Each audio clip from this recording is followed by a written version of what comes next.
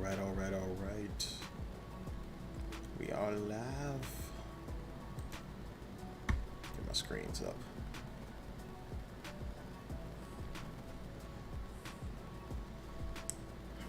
Yo, what's going on? What's going on?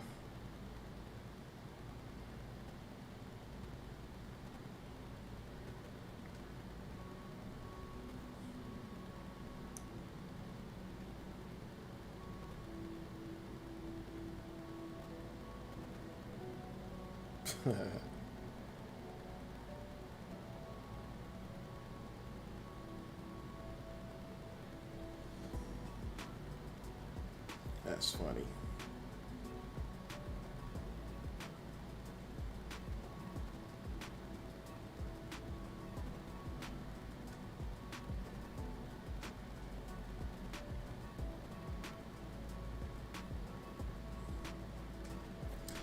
We in here, peoples.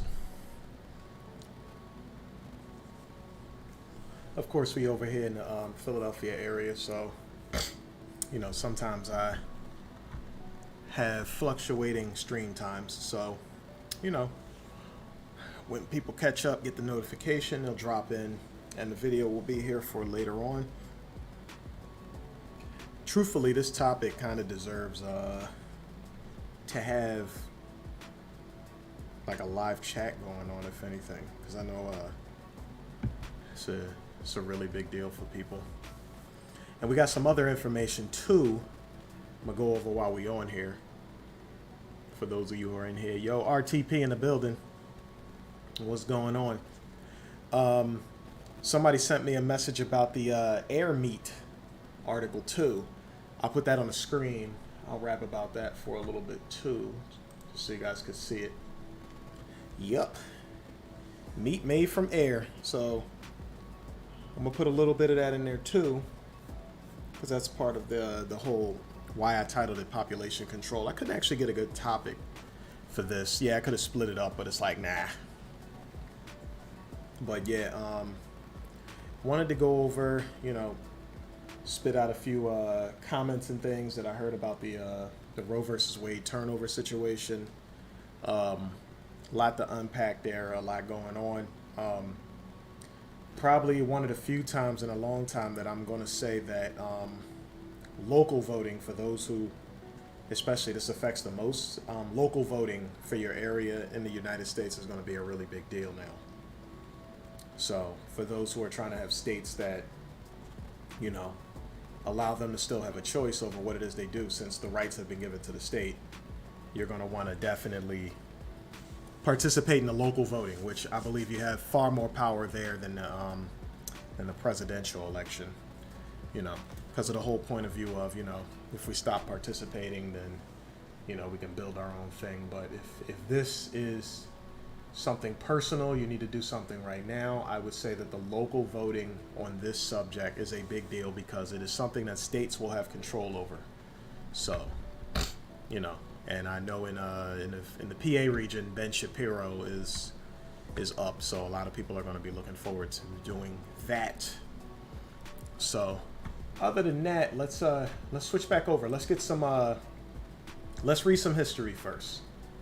Let's see what's being dealt with here when it comes to Roe versus Wade. And I'll let the article do the talking. I got other and then I'll bring up some points concerning it. We'll do a little bit back and forth. Feel free to put comments and things that you guys are thinking in the chat, because there's always this Democratic versus Republic argument going on, which is about pro-life versus pro-choice. But obviously it's nowhere near that simple. If you simplify it like that, then it'll just be an emotional argument on both sides. Although I think the pro-life versus pro-choice thing has its sentiments one way or the other. That's not the meat of the argument. The meat of the argument is allowing people to make a decision for themselves. That is the meat of the argument. Anything else is personal point of view. So let's read the article. Let's read some history. Roe versus Wade was a landmark legal decision issued on January 22nd, 1973, in which the United States Supreme Court struck down a Texas statute banning abortion, which effectively legalized the procedure across the United States. The court held that a woman's right to an abortion was implicit in the right to privacy protected by the 14th Amendment to the Constitution. Prior to Roe v. Wade, abortion had been illegal through much of the country since the late 19th century. Since the 1973 ruling, many states imposed restriction on abortion rights. The Supreme Court overturned Roe v. Wade on June 24, 2022, holding that there was no longer a federal constitutional right to an abortion. And that just goes to show you that constitutionally, things can be fleeting because they reversed a constitutional right. There was no longer a federal constitutional right to an abortion. So they got more on abortion before Roe v. Wade.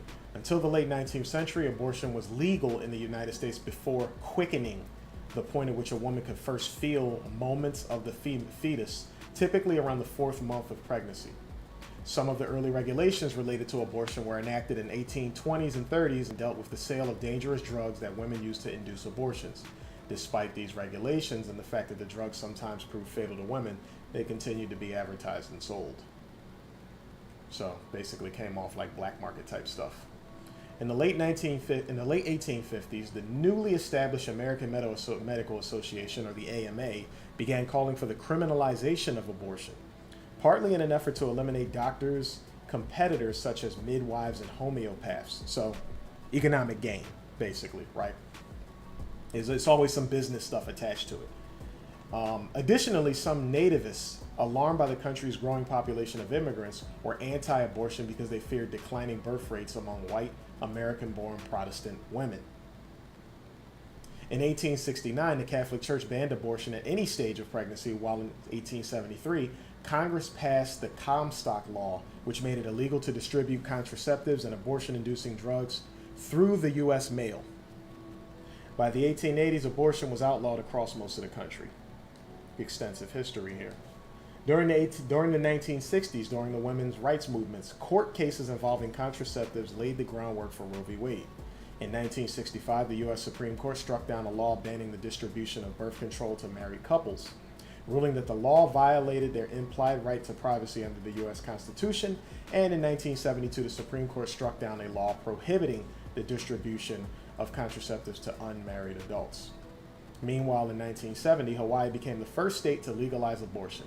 Although the law only applied to the state's residents, that same year, New York legalized abortion with no residency requirement. By the time of Roe v. Wade in 1973, abortion was also legally available in Alaska and Washington. Jane Roe.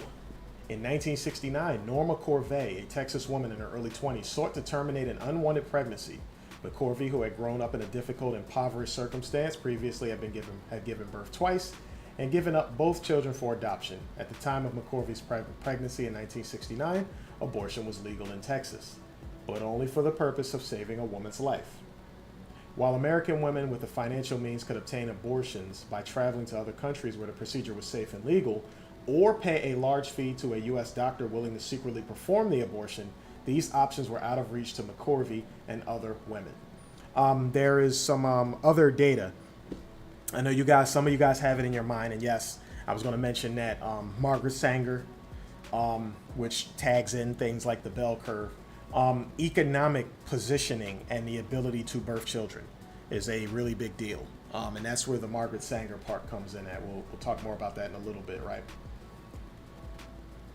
As a result, some women resorted to illegal, dangerous back alley abortions or self-induced abortions. In the 1950s and 60s, the estimated number of illegal abortions in the United States ranged from 200,000 to 1.2 million per year, according to the Guttmacher Institute. After trying unsuccessfully to get a legal abortion, McCorvey was referred to Texas attorneys Linda Coffey and Sarah Weddington, who were interested in challenging anti-abortion laws. In court documents, McCorvey became known as Jane Roe. Now, Henry Wade. In 1970, the attorneys filed a lawsuit on behalf of McCorvey and all the other women who were or might become pregnant and want to consider all options against Henry Wade, the district attorney of Dallas County, where McCorvey lived. Early in 1964, Wade was in the national spotlight when he prosecuted Jack Ruby, who killed Lee Harvey Oswald, the alleged assassin of President John F. Kennedy. So here comes the Supreme Court ruling, right? In June 1970, a Texas district court ruled that the state's abortion ban was illegal because it violated a constitutional right to privacy. Do me a favor, family. Let me know that you can hear me well. My microphone is peaking pretty well, so microphone's peaking pretty well, so I guess you can hear me pretty well. I don't see anybody complaining about volume, so all right. Says Supreme Court ruling. In June 1970, a Texas district court ruled that the state's abortion ban was illegal because it violated a constitutional right to privacy. Afterward, Wade declared he continued to prosecute doctors who performed abortions. Scroll down here. The case eventually was appealed to the U.S. Supreme Court. Meanwhile, McCorvey gave birth and put the child up for adoption.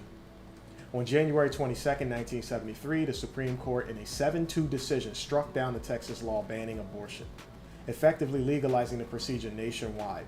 In a majority opinion written by Justice Harry Blackmun, the court declared that a woman's right to an abortion was implicit in the right to privacy protected by the 14th Amendment. The court divided pregnancy into 3 trimesters and declared that the choice to end a pregnancy in the first trimester was solely up to the woman. In the second trimester, the government could regulate abortion, although not ban it, in order to protect the mother's health. In the third trimester, the state could prohibit abortion to protect the fetus that could survive on its own outside the womb, except when a woman's health was in danger. Now we have the legacy of Roe versus Wade. Norma McCorvey maintained a low profile following the court's decision, but in the 1980s, she was active in the abortion rights movement. However, in the mid-1990s, after becoming friends with the head of anti-abortion group and converting to Catholicism, she turned into vocal opponent of the procedure. Since Roe versus Wade, many states imposed restrictions that weaken abortion rights, and Americans remain divided over support for a woman's right to choose abortion. Hence, today, right? Thanks, RTP. Yeah, it's good. The mic is good. In 1922, litigation against Pennsylvania's Abortion Control Act reached Supreme Court in a case called Planned Parenthood of Southeastern Pennsylvania versus Casey. The court upheld the central ruling in Roe versus Wade, but allowed states to pass more abortion restrictions as long as they did not pose an undue burden. And here we are today, right? In 2022, the nation's highest court deliberated on Dobbs versus Jackson Women's Health Organization, which regarded the constitutionality of a Mississippi law banning most abortions after 15 weeks of pregnancy. Lower courts have ruled the law was unconstitutional under Roe versus Wade. Under Roe, states have been prohibited from banning abortions before around 23 weeks, when a fetus is considered able to survive outside a woman's womb. In its decision, the Supreme Court ruled 6-3 in favor of Mississippi's law and overturned Roe after its nearly 50 years of precedent. That's interesting. It says it ruled 6-3. I saw an article the other day that said 5-4. Wonder who was wrong. Here's the official document. Might take a minute to get to where it is that I want to get, but it's good to have this. The official document. Let's see, can I get to...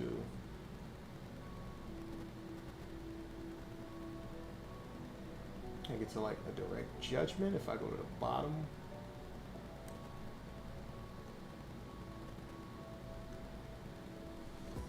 Yeah, it's a lot. Obviously, we're not reading this, but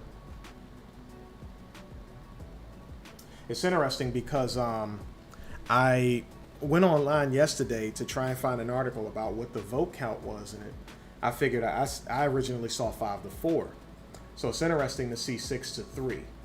And if y'all in the chat know the official, like if they're saying it's 6-3, then that's probably in this document, which would make that right. But it was funny because when 5-4 was mentioned, the first thing I started thinking about is the seat that Ruth Bader Ginsburg held. Because remember, she was old and she was sick and she didn't want to give up her seat. She was willing to ride it all the way to the end. And I believe at that time, Obama was in office.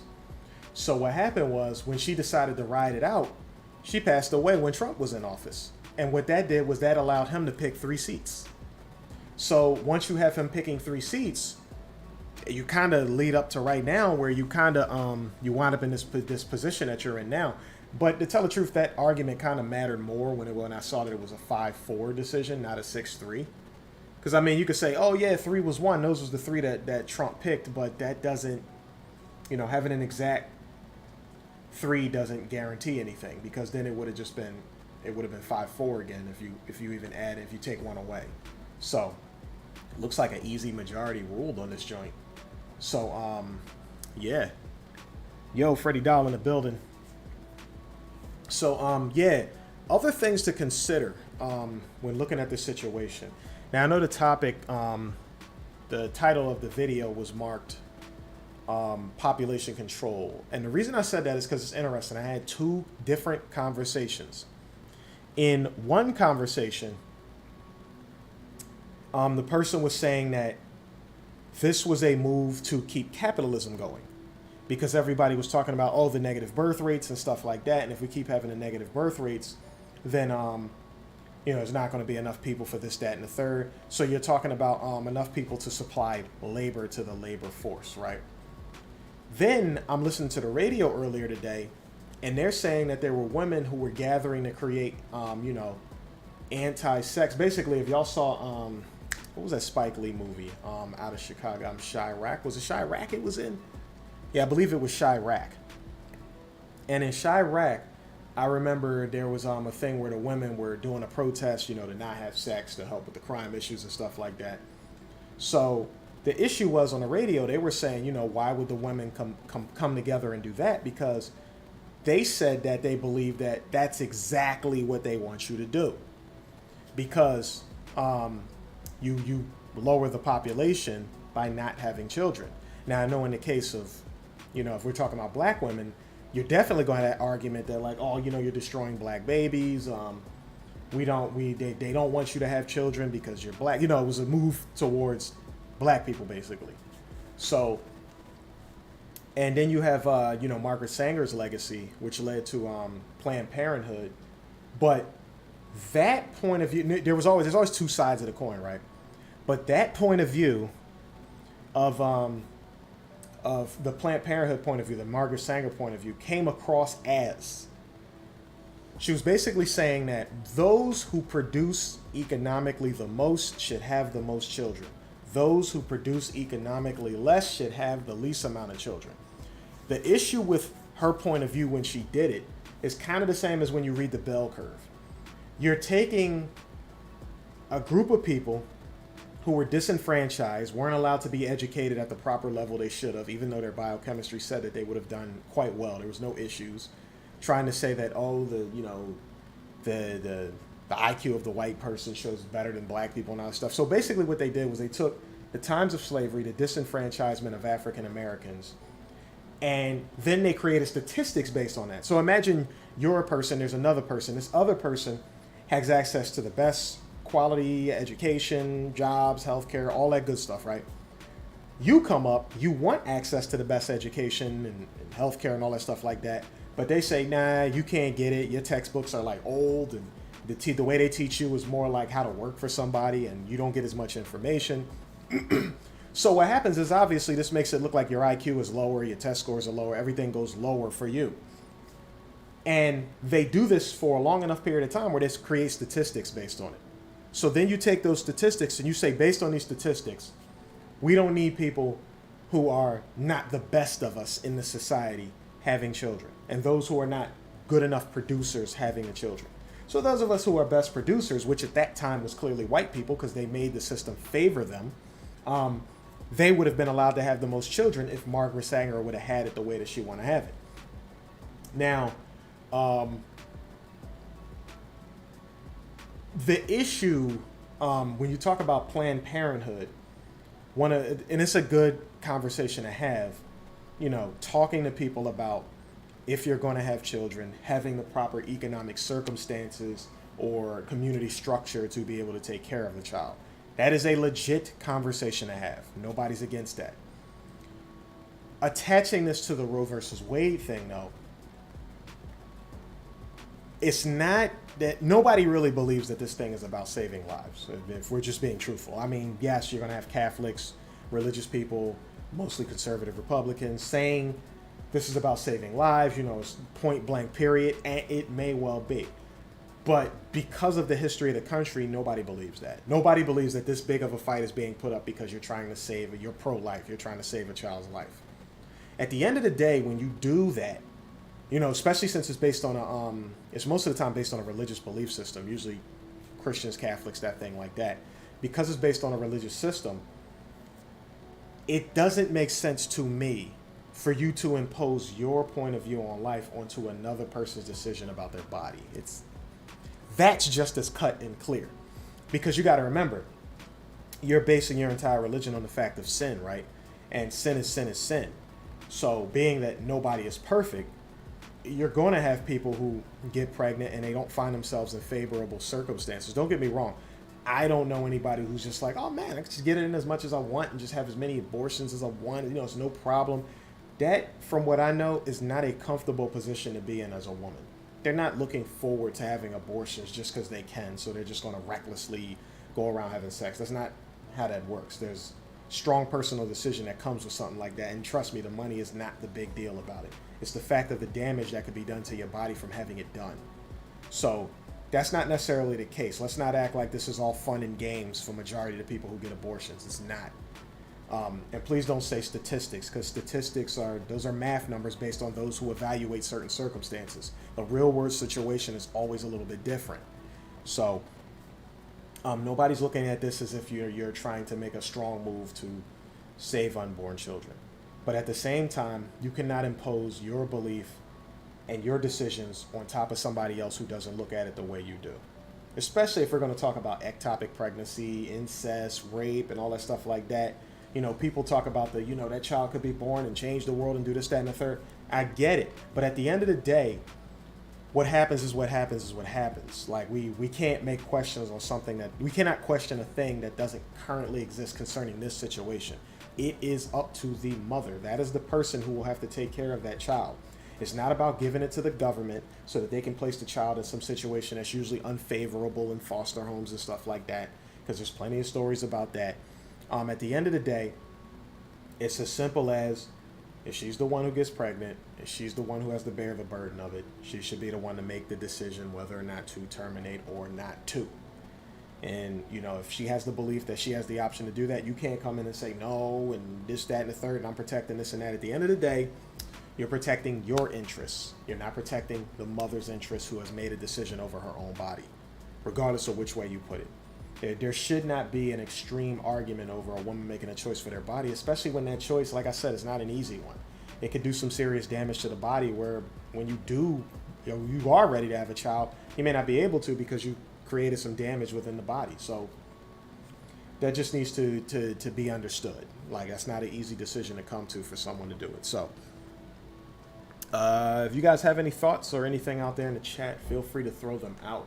But that is the article. That is the history. That is my take over the whole thing.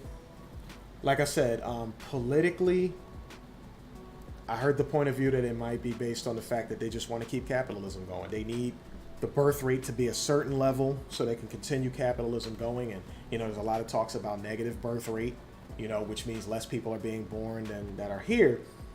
That's kind of hard to wrap my head around, because it's also the point of view that, population control, to cull the population to a certain point where resources aren't hard to reach. Because it's funny, I'm reading another article that I have up here for you guys to see that I put up earlier about air meat that is created from the air, and I'm gonna put that on the screen just so y'all can see it again. And this is about, they put questions in there about, based on our calculations, the coming boom in population to 10 billion around 2050 is going to require some way to feed them, right? So this creates a bit of an issue, as you can see, because one minute we're saying that it's over, you got these people making the argument for it's overpopulation. Then we have something that says you might as well say there's going to be underpopulation, because they say there's negative birth rate. So there's worries about that. And then we have the connection to whether abortion is legal or not. If you legalize abortion, you might be, single-handedly dropping the population on your own. But they said themselves, they're making a prediction that the population will reach 10 billion by 2050. So it's like, what is that being made based on? Is the move to change the decision on Roe versus Wade to overturn the decisions made there?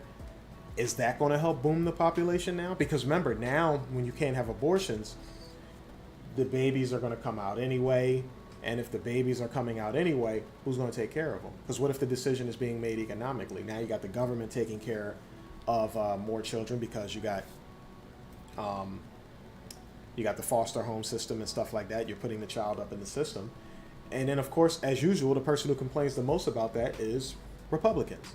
The government's spending too much money on welfare and things like that. And it's like, well, this is going to kind of add to that pile. So Michael Adams in the building, would it be like, so this is the issue that we have concerning that.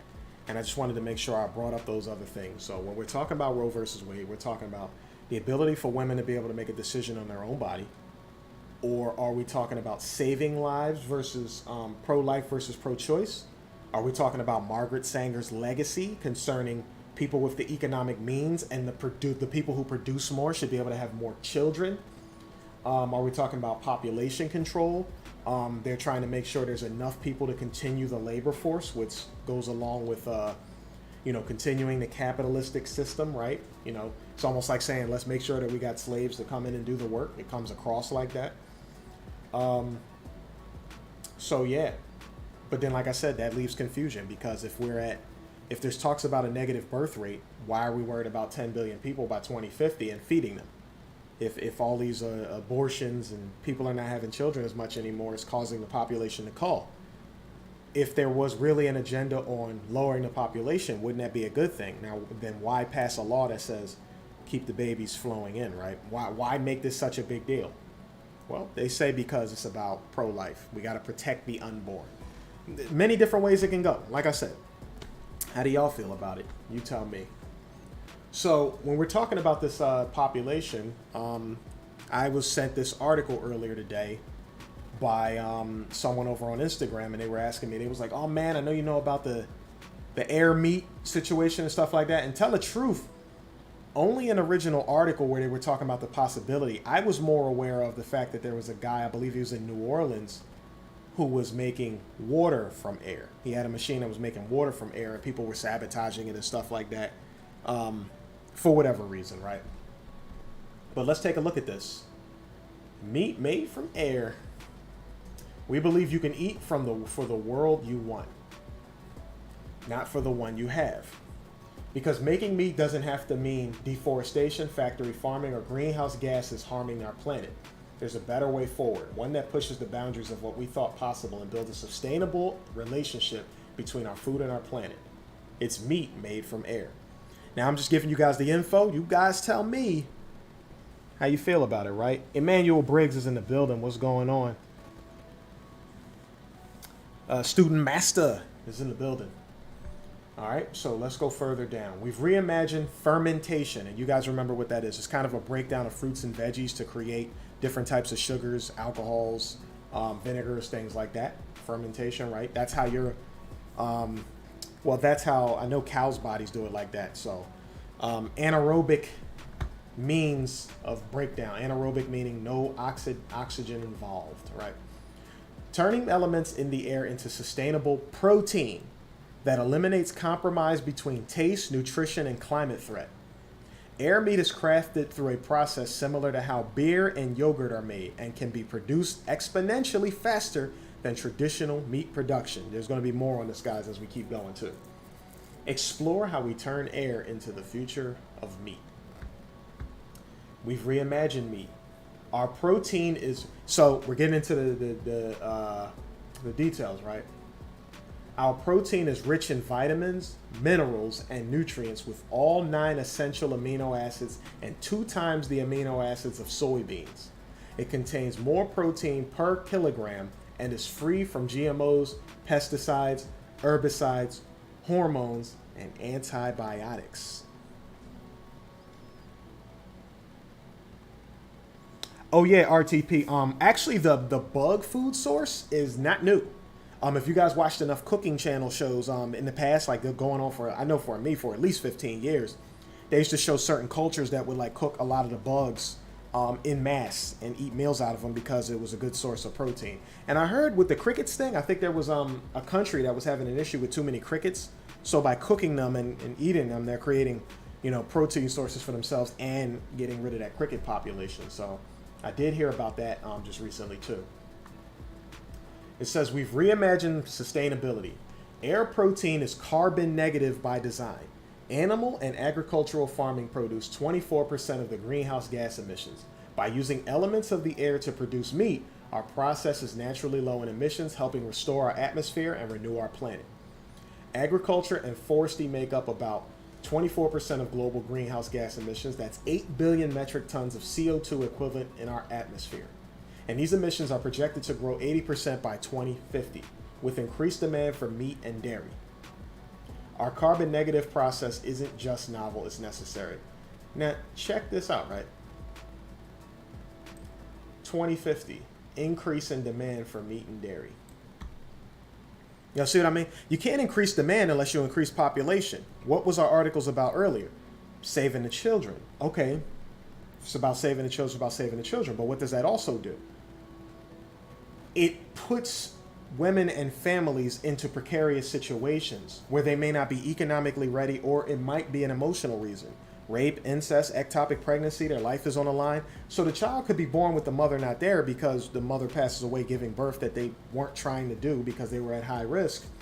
Or perhaps economic situations made it so they're like, I can't take care of the child. Like in the article, Roe versus Wade history we read, you might just pass the child into the system, which means you're going to have all these children removed from their natural families due to whatever reason, moved into foster homes, and that becomes a mental and depressing burden on many of them. And then the child, of course, is going to be raised to pretty much prop up the system. So it comes, again, it might come across as like that. Let's just have enough children constantly being born to keep the capitalistic, beast going, basically. That's that, these are different points of views of what's going on, basically. Let's keep going. Air protein is ahead of its time and uses less resources than any other meat.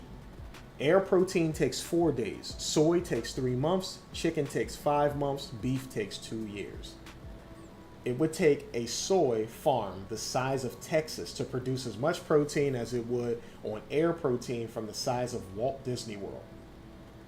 So basically, you're talking about the size of Texas to produce protein sources versus the size of Disney World.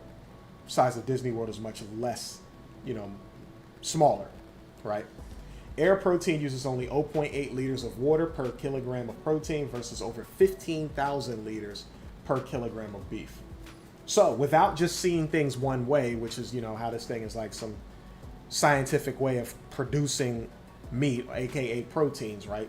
That because they kind of use those in exchange, and I'm not a fan of that because it ignores the fact that protein comes from plants. But what you guys are recognizing is this is a plant-based process. But what they've shown you so far is they're like, we can use a smaller footprint, we can use less water, which then you don't have to worry about the dehydration issue when it comes to the water usage. And they're saying that it lowers carbon emissions. Now, from things that I know already, that's because you're talking about carbon dioxide, hydrogen, and these bacteria that help fixate nitrogen to an exam. So you're talking about the building blocks of protein are able to be created, pulling these things out of the air, right? We got some other press here. I have this one. The third one over here, this Inc. article, we got this right here up. So let's go in here so you guys can get a little more detail, right? The startup's futuristic idea to fight climate change, make meat from thin air. Air protein scientists are leveraging decades-old NASA technology to pull molecules out of the atmosphere and whip up a burger for you. The first carbon-negative protein source on the planet. Funny because trees are too. Because trees pull the carbon dioxide that we breathe out and pull it in to help create sugar crystals we call food. So they're pulling something out the air to create something. So that would be considered a protein source because plants are the source of amino acids. So that right there, I don't get down with that line, obviously. All right, here's the caption. Air Protein is a 2021 Incorporated Best in Business honoree with second annual Best in Business Awards. Recognizes companies that have been superlative impact on their industries, their communities, their environment, and society as a whole. CO2 in the Earth's atmosphere is at its highest concentration in 3.6 million years, according to the National Oceanic and Atmospheric Administration. Although the transportation industry, cars, trucks, trains, boats, and planes, often gets blamed as the primary culprit, many aren't aware that the second largest contributor is agriculture, accounting for over 24% of greenhouse gas emissions, and rivaling all of the fossil fuel burning transportation modes combined. We humans are literally eating ourselves into climate chaos as we run out of farmable land. Even if traditional agriculture was so problematic for the environment, there's another looming issue that it can't solve. Now, this was a line I brought up earlier for you guys too. How to feed the 10 billion people expected to inhabit the planet by 2050. Let's pull that up. This is why I talked about, was it population control earlier? Because if a part of the articles we read earlier was talking about a possible, well, not possible, but a negative birth rate, meaning less children are being born than are coming into the world. If that's true, then the numbers should naturally be going down. So how can we have an estimate of a higher amount of people to inhabit the planet by 2050 if we just said that we were worried about a negative birth rate? So then you come up with this situation where now you overturn the law on Roe v. Wade, and it's like that law change right there single-handedly says now more children that who were supposed to be born before, now we going forward can continue to birth these children. Hence, now we start pushing the numbers of birth children going up to get us out of the negative birth rate state. So this is what I wanted to bring up earlier when I said that. So if the numbers were going down, and now they're saying they expect 10 billion people by the year 2050, but we just passed a law that says now this will help the numbers of people being born and staying that way going up.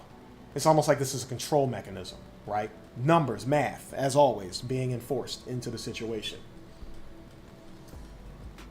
It says how to feed the 10 billion people expected to inhabit the planet by 2050, which the United Nations Department of Economic and Social Affairs estimates will require a 70% uptick in food production under current methods. But what if instead of using land and animals to feed the humanity, we could pull a solution out of thin air? That's what Air Protein, a food company in Pleasant Town, California, is doing. Using NASA technology dating back more than half a century, Lisa Dyson, along with fellow scientist John Reed, found a way to whisk elements taken from the air with live cultures to produce protein that's combined with culinary ingredients to yield a meat alternative that does not require a compromise between taste, nutrition, and climate threat. Apparently, combating climate change can look and taste like chicken. The founders filed their first patent for carbon transmission in 2007, and the product finally launched in 2019 after proof of concept. That's a nice gap. It is officially the first carbon-negative, earth-positive protein source. We use minimal resources and exponentially minimal land. In fact, it would take a soy farm the size of Texas to produce the same amount of protein we can produce in an air farm the size of Disney World. You guys remember we read that quote a little bit earlier. Big investors are also betting on new process. The company closed the 32 million Series A round in January 2021, which the company hopes to use for commercializing the technology, so it's capable of scaling to large-scale productions. I see Air Protein as impacting the future of meat by creating a whole new way of making meat, says Dyson. I hope it inspires the innovators of tomorrow by letting them know that we can solve the problems of climate change and deforestation. We need to focus our energies on coming up with those solutions. Is that the end of? Yes. So that is the end of that one. If you guys need an article to look at from 2020, microbial protein out of thin air, fixation of nitrogen gas by an autotropic hydrogen oxidizing bacterial enrichment. What we got on here? Google me in the building. George Macon, I see you. Air sauce and wind pudding. Peace and greetings. Google me. Thanks a lot, y'all, for the shout out on the information. Guys, make sure while you're in the chat, you like the video. So, you know, I find that, you know, I find there's a reason we have to say that, because I swear when I watch other people's videos, that reminder does help. It's like you get so used to watching the videos and just moving on sometimes, you never remember to really click the like button all the time. So I appreciate y'all who remind the people watching to do that. And I appreciate y'all when I go visit other people's channels when y'all tell me to do it, because it is kind of easy to forget sometimes. So that's always appreciated. So yes, this is the article. This article I got up here is not long. See, this is the end of it right here. Pretty technical in its wording. What do you guys need to know about air meat? You take elements out the air. You use a certain type of bacteria that does nitrogen fixing. And I forgot what it's called, but the type of microbial bacteria is called like hydrogen something like that. It's hydrogen something.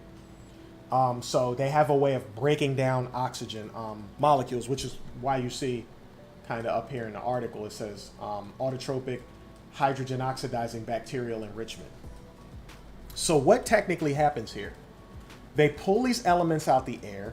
They use a fermentation process, which basically transforms the carbon dioxide into like a methane derivative, and it creates a flour. And this flour can be used along with some culinary skills to produce meat. And in terms of nutrition, it even encompasses things like B12, like a high amount of B vitamins, lots of amino acids so that your body can do rebuilding. These are the things they're promising. What do we not notice? Because when we get into science, there always tends to be a few things missing.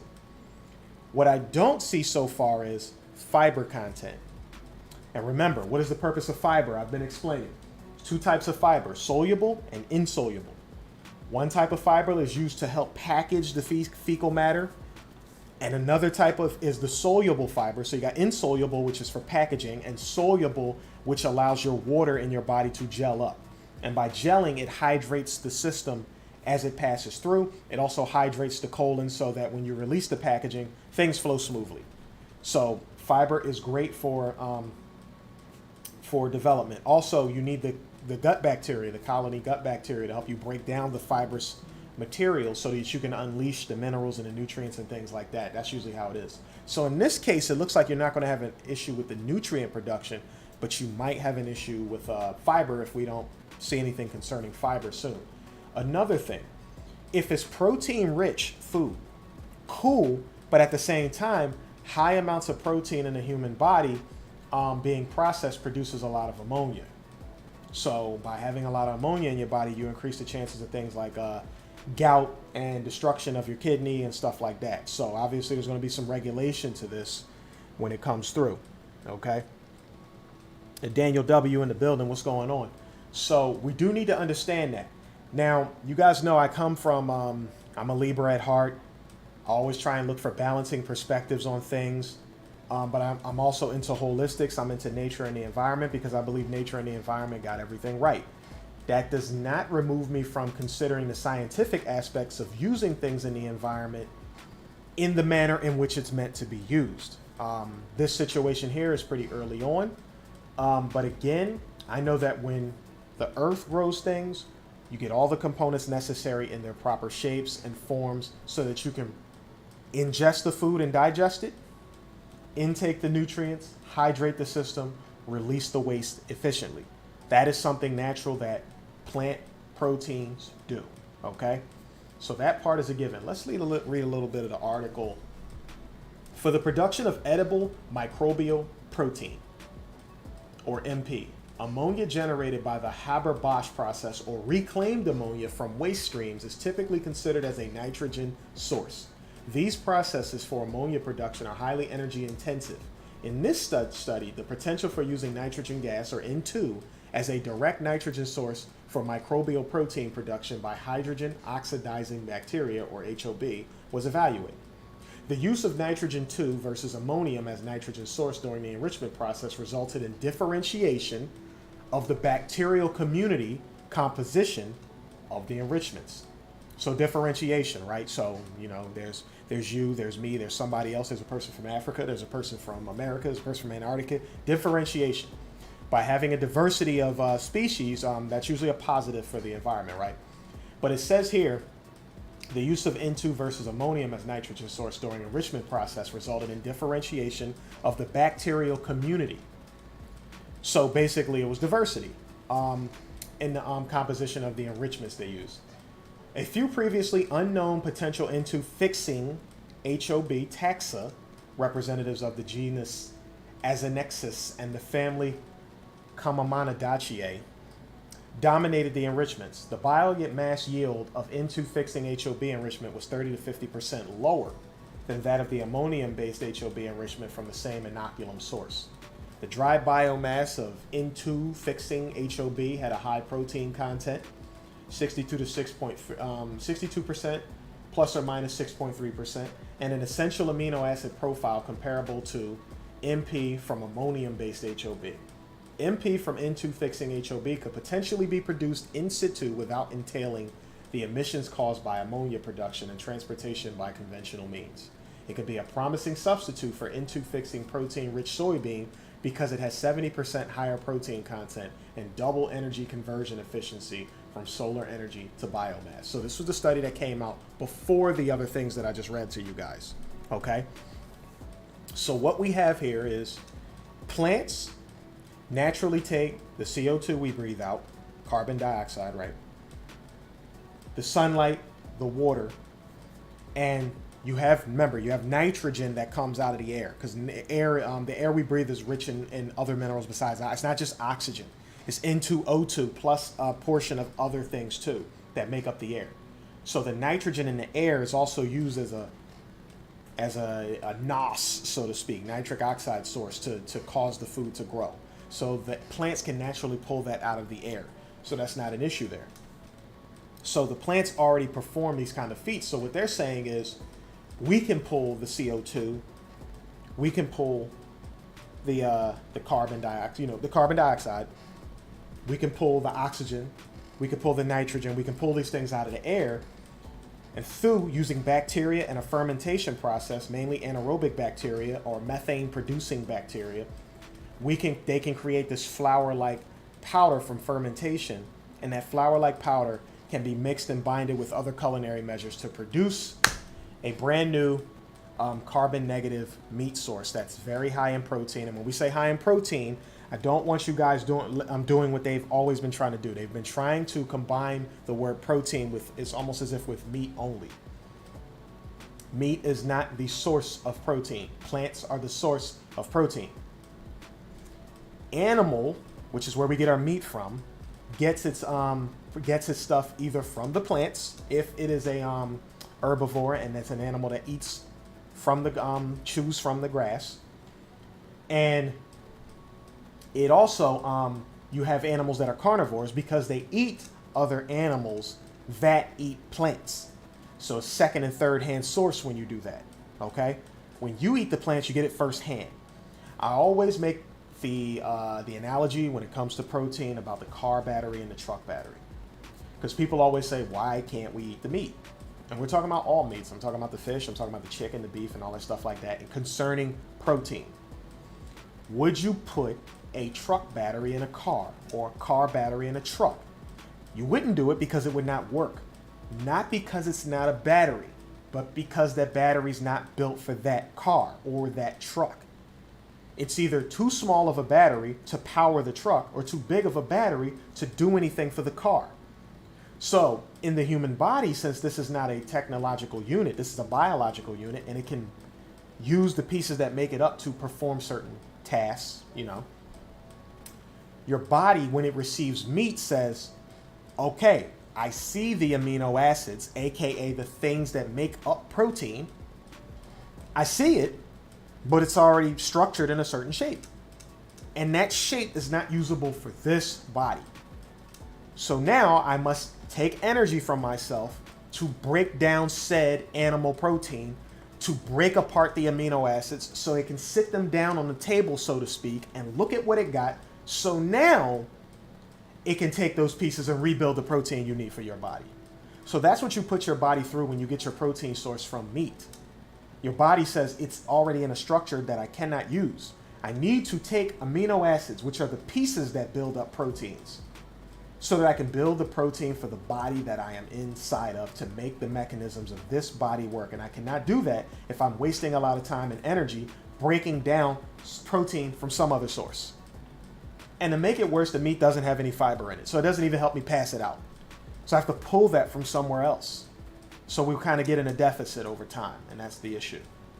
So just understand, the macros, the carbs, the proteins, the fats break down into acids because the acids are what make them up.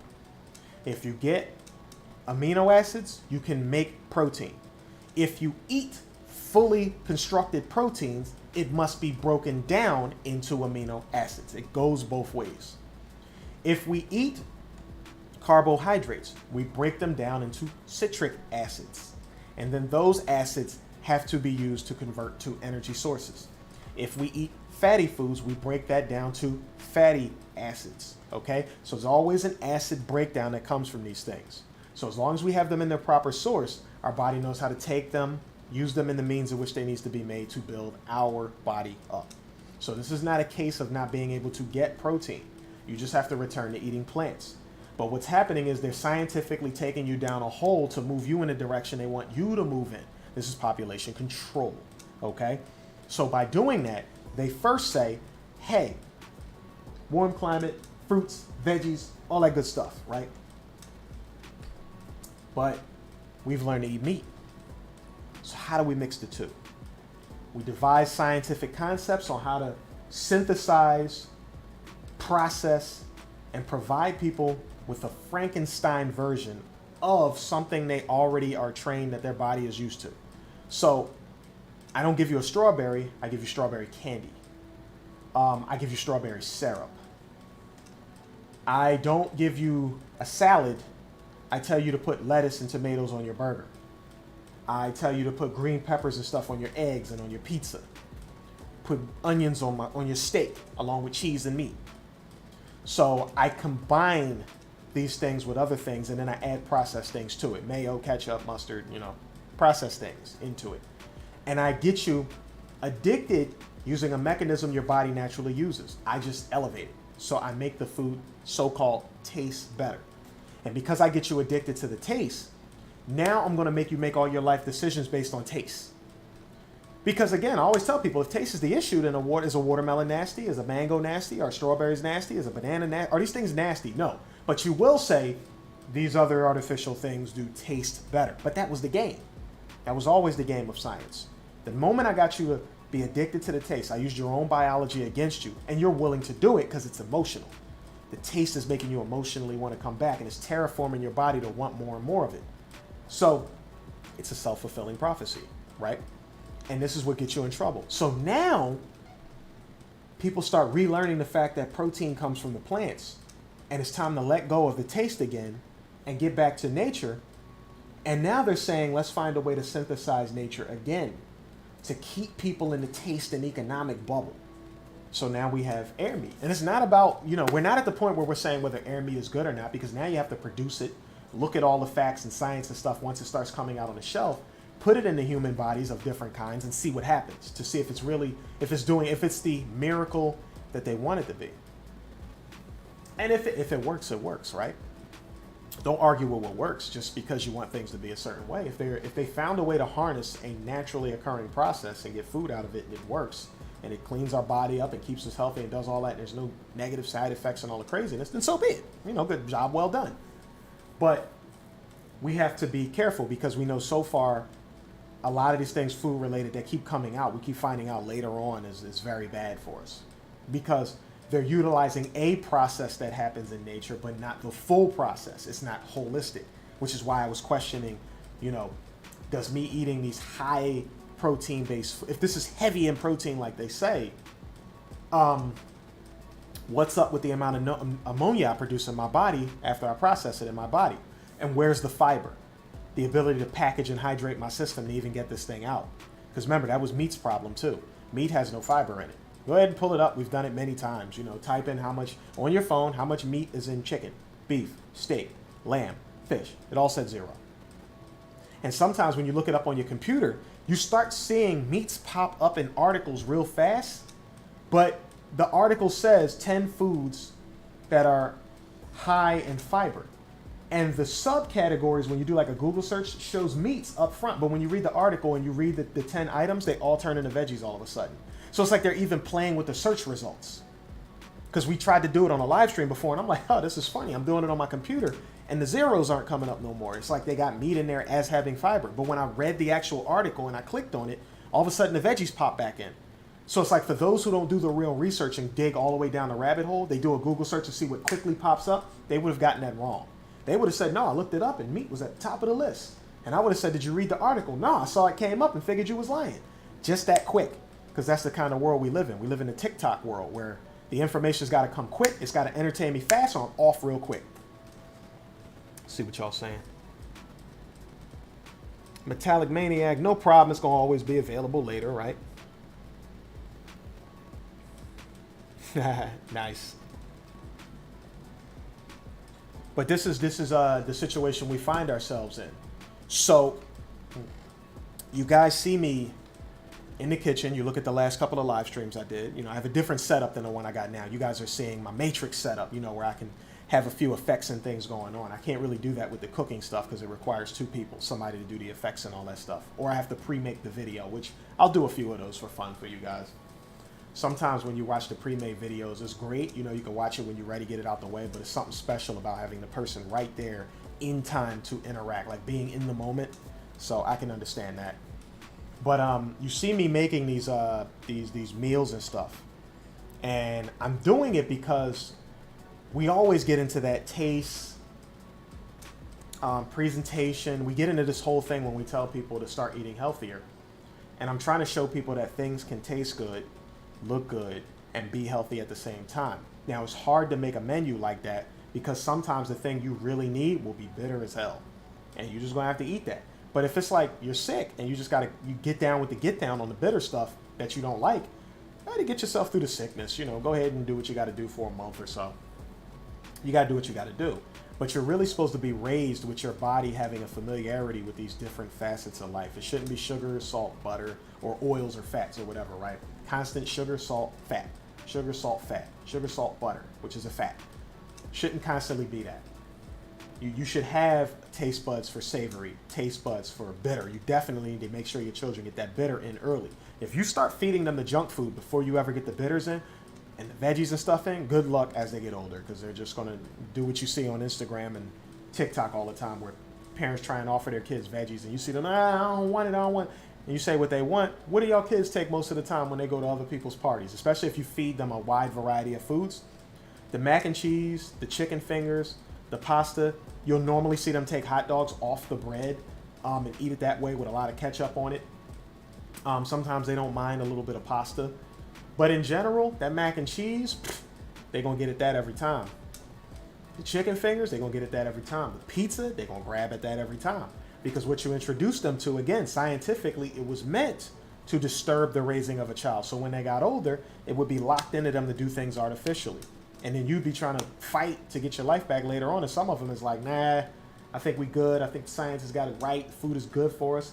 My parents been eating it for years. I've been eating it for years and nothing happened. And it's funny because I always have to explain to people when they say, you know, suddenly I've been doing this for years and suddenly out of nowhere I got this problem. I have to explain to them, I was like, it's because you've been doing it for years that you're suddenly getting this problem. Everything that makes you sick and that's poison is not fast acting. It's the same with herbs. Not every herb is instant acting. Turmeric is a slow acting herb. If you pack it into your food and eat it on a daily basis, it's going to take a little while before the anti-inflammatory properties kick in. It's not instant. It's not a fast working herb. Then you have some herbs that are fast working, but you can't keep taking them because they'll harm you if you go over a certain time period. We'll do this later, but I have an article I was passing around to people in the gym, and it shows the 13 categories of herbs, because a lot of us get involved with herbs where we listen to them on one-piece meals, right? Oh, red clover for this, milk thistle for the liver, ginkgo for the brain, and we get this one-off kind of thing going on. And you don't have to do the one-off thing. You find the categories that they go in first. Emollients, expectorants, aromatics. You guys heard these things before. But you break it down into its 13 categories. Now when you enter the herb store, you can target the herbs under the categories you're looking for. Blood cleansers, things that make you, to help out the skin. things that cleanse the blood, which I think I just said. Herbs that are aromatic but help blood pressure. Nervines, like, so you say like, oh, I got a pinched nerve, I got a nerve problem here, nerve problem there, thinking problem, stuff like that. You can say, show me where the nervines are. That eliminates a large portion of the store, and now you can focus only on the area you need things. Then after you get the area you need things, you can focus on combinations and biochemistry and all that. So you have to work your way from the macro into the micro. And that's what helps you create formulas that'll be able to help you. And, you know, there's ancient indigenous practices that teach you what method to do it in, you know, a little bit at a time, slowly over time, learn the effects of a thing over yourself. But they had created and cataloged all these things before. And it's like now we have to find the right people and really get back to it. Right, demulcents, things that get the mucus out of your system. That was a big deal with the vid flying around, right? So, yes, you need to start doing these things. Let me see. I can actually, while y'all are here, because I mentioned it, y'all might want to have a little fun. Let's name some categories for you. Let's name them. Adaptogens, alteratives, they alter. Aromatics, they have the fumes that you use, that's the stuff in your kitchen, right? Astringents, bitters, bitter herbs, right? Nervines, I just mentioned that. Demulcents, right? Just had that mentioned. Carminative, diaphoretics, may go to the bathroom a lot, right? Make your body sweat, get rid of excess liquid. Diuretics, sit down in the bathroom, right? We know a couple of them. A couple of y'all took some diuretics before. Yeah, you peeing all day long. Emollients, expectorants, tonics. I believe that's the end of the list, right? And the article also gives examples to go along with it. Yep. So just wanted to name that so you guys know that that's there, right? And then you look at the different categories, you learn what each category is, and then it tells you what it is you're trying to do. So, diuretics, I'm holding too much wastewater. You might have those people who got the swollen ankles because they got so much sodium in their system that their body's collecting wastewater, and the wastewater starts to pool down at the ankle area. They might want to start dumping that out. So that's when they might want to get some diuretics popping, right? But remember, don't try and be an herbalist without doing the research, because you take some of these things, you take too much, you take a little bit for too long or something like that, you wind up with some bigger problems sometimes. So it's better to be trained when you use these things. But it's great to have the information in your head, because when you get to a trainer or someone who's trying to help you, you have better understanding of what they're telling you. And you're not just going through, all right, I'm gonna do this, that, and the third. Because sometimes when you're being consulted, having information yourself and talking to somebody who's got experience with the information, you feed off of each other. Sometimes they recommend something. You say, I read about that, and you just reminded me I have this other problem, so is it okay for me to take that? Damn, you didn't mention it, so now that you mention it, you're right. You shouldn't take that. You know, I just gave you a whole protocol. You didn't tell me your wife's pregnant and she was going to take some too. No, these things can't be taken when you're pregnant. You know, the consultant should have the ability to pull information out of you and ask the right questions to get as much data as possible, because what they ask determines the info they get, so they can formulate a plan. And you, as an educated person who's being consulted, helps to flow and direct to make sure they don't make any mistakes due to not knowing something that they may have forgotten to ask or they didn't know to ask. So it's a teamwork process, basically. Okay? So, that is it, peoples. That is what I had for today. So, you know, in the comments after it's over, remember, comments and the live chat is two different things. Feel free in the comment section.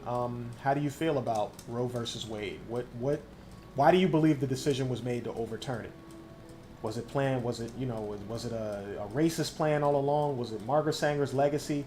Was it really people who cared about lives and they all came together and voted to do what it is they needed to do? You know, figure out what is it to you. And then go do a study on the air protein thing that I just brought up. Look at everything I said. See if you can find even more information on it. How do you feel about it? Do you think this is legit natural tech that's going to serve us well with getting our health back, or is it like, nah, it's just another gimmick in a game to get money up off of us? It's good science, but it's a gimmick in a game to get money because there's certain natural processes that plants have that this is copying, but it's missing some of, you know, what the plants would normally give us. Which one is it? So, you guys look into this stuff. And as always, in the comment section, make sure you guys mention if you got any questions you want to go over. If some of this stuff is stacking together and now it's causing you to formulate new health questions, new places, things we should get down with, right?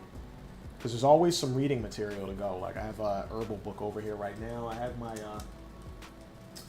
physiology book over there. I have a book on nutrition and degeneration of the body. So plenty of stuff to go over. And let me take care of business, get this stuff out of the way. Google me. Thanks for helping with this stuff earlier. Since I'm not on, you do see my stuff at the bottom of the screen scrolling across. My Instagram, Marvin Health and Arts. Make sure you're following Marvin Health and Arts because if anything happens to the channel here on YouTube, that will be where you'll find updates from me or anybody connected to me you can't find, like perhaps Inky or maybe even KT. Every now and then you'll be able to get some updates there and know what's going on when we can't reach you through the means of YouTube. The Cash App is there, Cash App, Marvin Health and Arts. If anytime I am giving you information that helps you go down a nice little rabbit hole that helps improve your quality of life and health or the health of your family, feel free to donate to the Cash App. Show appreciation because I'm always going to use it to find ways to be more creative because I'm an artist at heart. So I go study complex information and I find out a way to creatively bring it back to you. Hence this beautiful Matrix background with our Urban Nerds logo spinning, and you got Neo up in the corner doing what Neo does, and our Matrix code. Eventually, I'm going to, now that I have this brand new space that I'm working in that I just got in about a month ago, now I got a green screen coming in. It actually just arrived, so I'm going to be able to do some more. Man, look, if it comes to mind, I'm going to be doing some practicing while I'm here at home with more of my lightning effects and fire effects and transitional effects and cool stuff to make the videos really pop. You know, it takes time to really develop these videos, but I want you guys to really see it because it's going to be cool as hell. So thank you guys for coming through. Thanks for listening, checking out what's going on.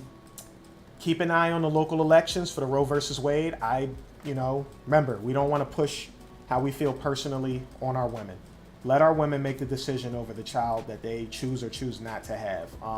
You're going to have to look at your local elections for your state if you're in the states to determine what official is going out for, I believe it's governor, who's going to allow them to be able to make the decisions they need to make, because this trickles down to when there's a high-risk pregnancy. And, you know, if a woman is put in limbo because she might die due to the pregnancy, but the doctor won't make a decision because they might lose their license, that affects your life, the doctor's life, and everyone thereon. So you want to let people make decisions as they see fit. You know, let's not pick and choose. Let's not let our convictions, if those convictions aren't destroying your community, let's not let our convictions spill over into other people when it has no negative effect on you and it's really up to that person anyway. All right, let's do what we got to do. Let's go up the bat for our women. And let's take a look at Air Protein. Go check that out and see what you think.